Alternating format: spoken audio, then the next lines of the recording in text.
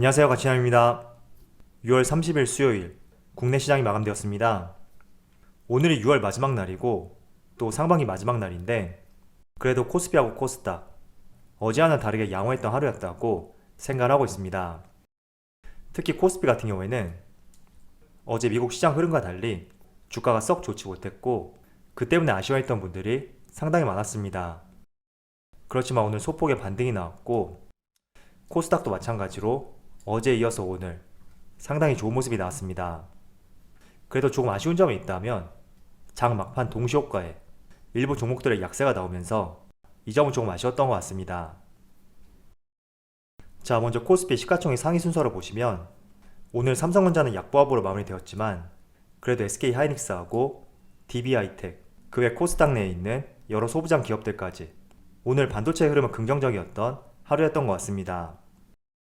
그리고 카카오하고 네이버 오랜만에 다시 반등다운 반등이 나왔고 또 대표적인 2차전지 관련주들 LG화학하고 삼성 SDI 그리고 SK이노베이션까지 오늘 2차전지의 흐름도 상당히 좋았다고 볼 수가 있습니다.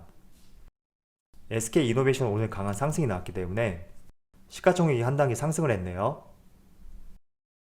그리고 코스닥을 살펴보면 카카오 게임즈를 제외하고 시가총액 상위 종목들이 대부분 좋은 모습을 보여주었고 대체적으로 이런 모습들이 오늘 지수를 견인했다고 생각을 하고 있습니다. 자, 그럼 수급을 한번 살펴볼게요. 먼저 코스피의 수급을 살펴보면 오늘 기관과 외국인의 동반 순매도가 있었고 연기금이 순매수를 보여주었습니다. 그래도 순매도 규모를 봤을 때는 오늘 그렇게 컸던 규모는 아니었기 때문에 내일 시장 한번 기대해보자고 말씀을 드리겠습니다.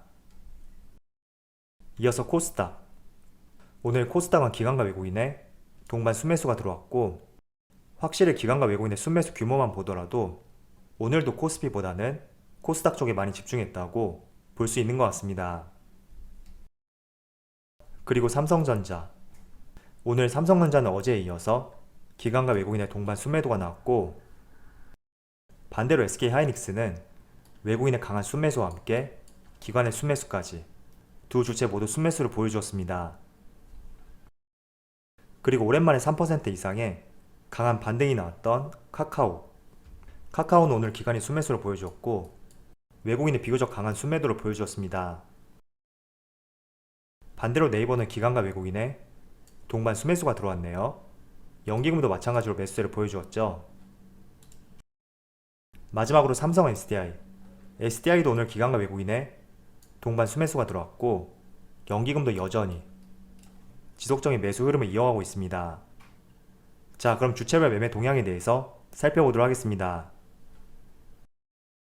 6월 30일 외국인이 가장 많이 매수한 종목은 SK하이닉스, SK이노베이션, LG화학, SK이테크놀로지, DB하이텍 이렇게 다섯 종목을 순매수 상위 종목 올렸습니다. SK그룹주가 3개나 포함되어 있네요. 이번에는 기관을 살펴보면 삼성 SDI, 네이버, SK이노베이션, 카카오, SK이테크놀로지 이렇게 다섯 종목을 순매수 상위 종목 올렸습니다.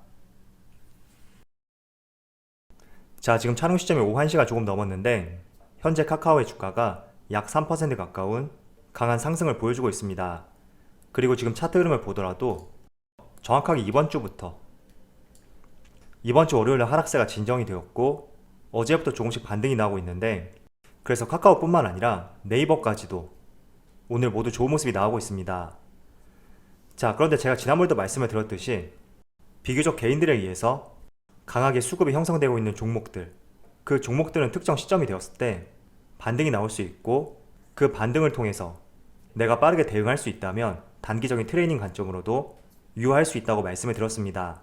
자, 그런데 지금 반등이 나오고 있기 때문에 제가 현재 구간에서 앞으로의 방향성에 대해서 말씀을 드려보겠습니다.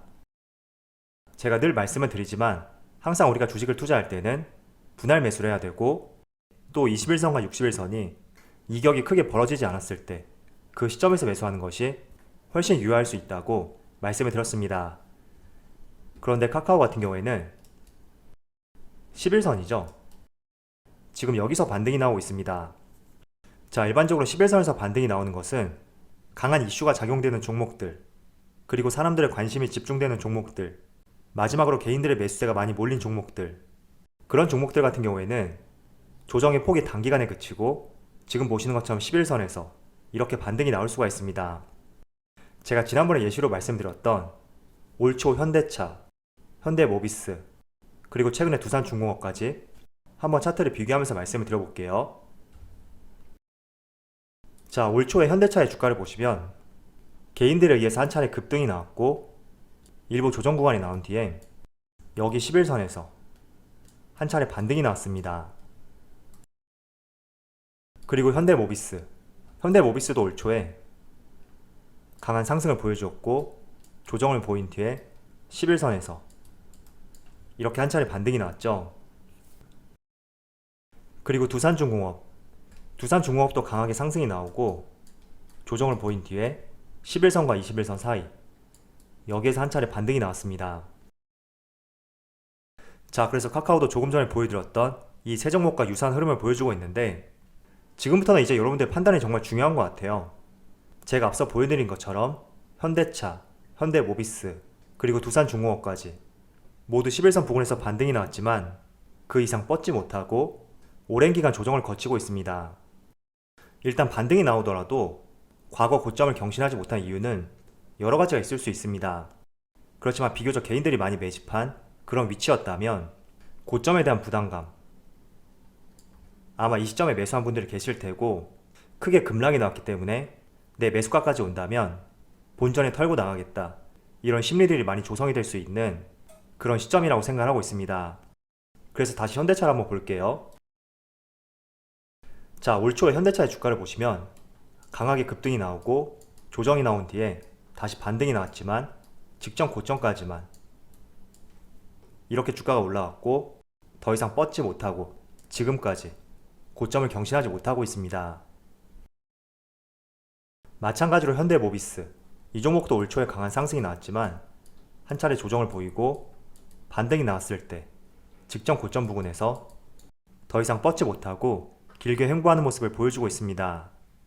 물론 카카오는 다른 모습을 보일 수가 있습니다. 그래서 여러분들의 선택이 중요하고 판단이 중요한 시점이라고 말씀드릴 수가 있지만 과거 몇 종목들을 살펴봤을 때 개인들의 수급이 강하게 몰린 종목들, 그런 종목들은 유사한 흐름이 많이 나오고 있기 때문에 우리가 한 번쯤은 이런 패턴을 보면서 조심할 필요가 있다, 이 점을 말씀을 드리고 싶습니다. 그래서 지금 반등이 나오고 있으니까 정말로 증권사 의견대로 빠른 시간 내에 20만원을 돌파할 수 있다, 이런 생각과 함께 접근하는 것은 조금 위험할 수가 있으니까 지금 현대차하고 현대모비스 그리고 두산중공업, 이 차트의 흐름을 한번 참조해 보셨으면 좋겠습니다. 물론 카카오는 다르다고 할 수가 있겠지만 현대차와 현대모비스도 마찬가지로 올해 실적이 너무나 좋고 업황도 상당히 좋습니다. 그렇지만 개인들의 매수세가 크게 몰렸던 종목이었고 이 열기가 조금 식게 된다면 정말 오래 갈 수가 있거든요. 그래서 여러분들이 단기적으로 트레이닝 관점으로 이 종목을 바라본다면 저는 언제든지 여러분들 능력 내에서 투자를 해도 좋다고 생각하고 있습니다. 그렇지만 지금 구간에서 적극적으로 매수하기에는 다소 위험한 자리라고 보여지니까 항상 위험한 투자보다는 조금 안정적인 투자를 할 수 있는 그런 종목들을 공략해 보셨으면 좋겠습니다. 만약에 카카오로 단기적으로 매수하기 위해서 접근하셨다면 어제 종가, 어제가 정말 매수하기 좋은 시점이었죠. 왜냐하면 지난주 월요일날 이틀 동안의 하락이 마무리가 되었고 또 어제 같은 경우에는 일부 상승이 나왔던 그런 위치였습니다. 그래서 지금 구간은 변동성이 커질 수 있으니까 지금 신규로 접근하시려면 언제든지 또 빠르게 나갈 수 있는 그런 자세와 함께 종목을 접근해 보셨으면 좋겠습니다. 자, 그리고 어제 나온 기사인데 드디어 카카오뱅크의 상장일이 발표가 되었습니다. 8월 5일날 코스피에 입성 예정이고 정확하게 한 달 5일 정도 이렇게 시간이 남아 있습니다. 자, 그래서 지금부터는 카카오뱅크와 관련해서 지분을 보유하고 있던 기업들, 그동안 기대감으로 많이 상승이 나왔지만 이제 정확한 날짜가 나왔기 때문에 우리가 특히 조심할 구간이 왔다, 저는 이런 생각을 하고 있습니다. 자, 대표적으로 빅히트, 지금은 하이브로 사명이 변경이 되었는데 과거 빅히트 사례를 보신다면 우리가 카카오뱅크와 관련해서 지분을 보유한 기업들, 그런 기업들을 어떻게 대응해 볼지 판단을 할 수 있을 것입니다. 대표적으로 넷마블, 넷마블은 하이브의 지분을 약 25% 보유하고 있고 지금 2대 주주로 올라와 있습니다. 차트를 한번 볼게요. 자, 넷마블의 작년 차트를 보시면 10월 15일 이 당시에 빅히트가 상장을 했고 넷마블의 주가는 기대감으로 과거에 강한 상승이 나왔지만 상장 전후로 해서 상당한 급락이 나왔습니다.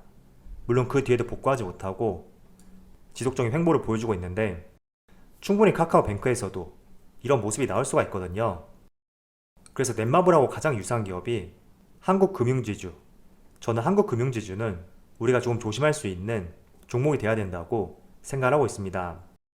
왜냐하면 한국금융지주도 마찬가지로 약 33%를 보유하고 있고 카카오뱅크의 2대 주주로 올라와 있습니다. 차트를 볼게요. 여기 한국금융지주의 차트를 보시면 정확히 1년 전에 42,000원 했던 주가가 12만원까지 3배 조금 안 되게 강한 상승이 나왔는데 과거에 제가 한국금융지주와 관련해서 카카오뱅크의 지분 가치가 상승할 수 있다는 내용을 두세 차례 정도 말씀을 드린 적이 있습니다. 그 당시가 정확하게 기억이 안 나는데 아마 8월달에서 9월달 이쯤이었던 것 같아요. 그래서 충분히 카카오뱅크에 기대감이 한국금융지주에 녹아들었고 앞서 보여드렸던 넷마블처럼 이제는 정확한 상장 시점이 나왔기 때문에 재료 소멸에 의한 주가가 약세를 보일 수 있는 가능성이 상당히 높습니다. 그래서 혹시나 한국금융지주에 대해서 카카오뱅크 이슈로 매수하셨던 분들이라면 조금 전에 보여드렸던 넷마블과 하이브 이 두 종목을 비교해보면서 적절하게 대응해보자고 말씀을 드리겠습니다. 자, 오늘 전반적으로 2차전지 관련주들 대표적인 배터리 3사인 SK이노베이션, 삼성 SDI, LG화학 모두 흐름이 상당히 좋습니다. 특히 오늘 삼성 SDI 같은 경우에는 신한금융투자증권에서 목표 주가를 90만원에서 95만원까지 상향 조정했고 또 2분기 매출액은 전년 동기 대비 32.4% 그리고 영업이익은 158%의 시장 기대치를 웃도는 성장을 보여줄 것이라고 전망을 하였습니다. 그리고 하단을 보시면 스마트폰과 전동 공구 배터리 판매가 증가하고 또 차량용 배터리는 영업이익이 흑자로 전환할 것이라는 전망도 같이 하였습니다. 그리고 아울러 ESS 배터리까지 판매 확대가 매출 성장을 기인할 것이라고 전망을 하였습니다. 자, 일단 ESS 배터리에 대해서 간단하게 한번 설명을 드릴게요. 다들 삼성 SDI는 2차전지 배터리 기업으로 많이 인식을 하시고 계시는데 지금 보시는 ESS 배터리 이 배터리는 지금 전 세계에서 삼성 SDI와 LG화학이 세계 시장 80%의 점유율을 보여주고 있습니다. 제가 정확하게 기억은 안 나는데 아마도 삼성 SDI가 전 세계 1위 점유율일 거예요. 그리고 ESS 시장 규모를 한번 살펴보시면 작년부터 이렇게 가파른 성장을 보여줄 것으로 예상이 되는데 ESS 배터리가 뭐냐면 한마디로 전기 수요가 적을 때 생산된 전력을 저장한 뒤에 전기를 필요로 할 때 그 저장된 전기를 공급해주는 시스템입니다.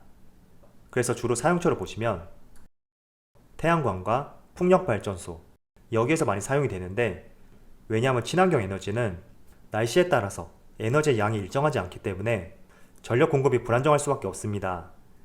그래서 전력을 저장할 수 있는 ESS 배터리 이 배터리가 반드시 필요할 수 있다고 그렇게 볼 수가 있고요.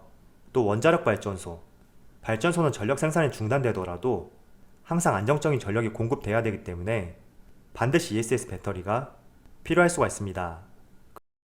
자, 그래서 전기차 배터리뿐만 아니라 친환경 에너지, 태양광과 풍력이 더욱더 확대가 된다면 글로벌 시장 점유율 80%를 보유하고 있는 삼성 SDI와 LG화학 충분히 실적까지 증대시켜줄 수 있는 중요한 요소라고 할 수가 있습니다. 그래서 이런 다양한 부분이 있었기 때문에 2분기에 실적 성장이 기대된다. 이런 전망과 함께 목표 주가를 상향 조정했다. 이렇게 볼 수가 있습니다. 그래서 2차전지뿐만 아니라 ESS 배터리까지 어떤 용도로 사용이 되고 또 지금 삼성 SDI와 LG화학 시장 점유율은 어떤지 이런 부분까지 같이 병행해서 한번 종목을 바라보자고 말씀을 드리겠습니다.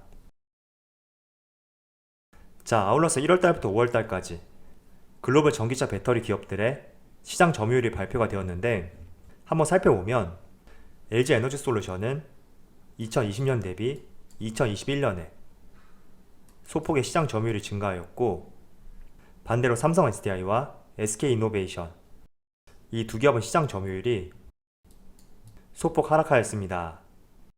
자, 그런데 여기 배터리 사용량을 한번 보시면 LG에너지솔루션은 2배 이상 166%죠. 그리고 삼성 SDI는 104%, SK이노베이션은 152%. 시장 점유율은 큰 변화가 없었지만 배터리 사용량은 크게 증가하였습니다. 그래서 제가 드리고 싶은 말씀은 이 시장 점유율, 물론 중요하다고 볼 수가 있지만 점유율은 큰 변화가 없다고 하더라도 작년 대비 올해에는 배터리 사용량이 2배 이상 크게 증가하였기 때문에 지금 2차전지 시장은 주가적인 측면에서는 다소 부진할 수 있다고 하더라도 지금 시장 자체가 크게 성장하고 있는 성장 산업임은 분명하다, 이렇게 말씀드리겠습니다. 그래서 이 성장률, 항상 이 성장률을 기반해서 2차전지 산업과 종목을 바라보자고 말씀드리겠습니다. 자, 오늘 6월 마지막 날인데 오늘까지 코스피가 지금 8개월 연속으로 상승을 보여주었습니다.